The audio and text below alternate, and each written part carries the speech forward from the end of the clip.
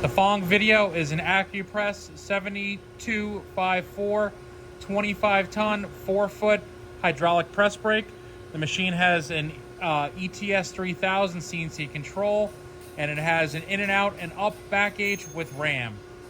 Chris is going to run a brief video demonstration for us today. All right, we've already got a program preloaded. So basically, we're going to push the pedal to activate. Press one, we'll do it again.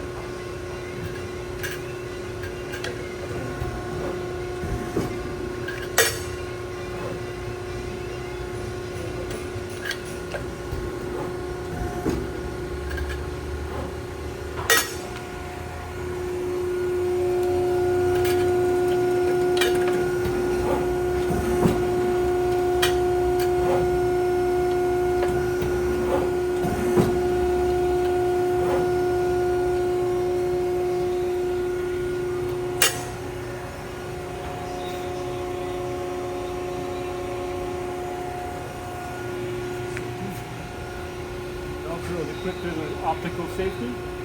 Can we shut off if you get too close? Working good. Again, the preceding video is an ACCURPRESS 25-ton hydraulic press brake.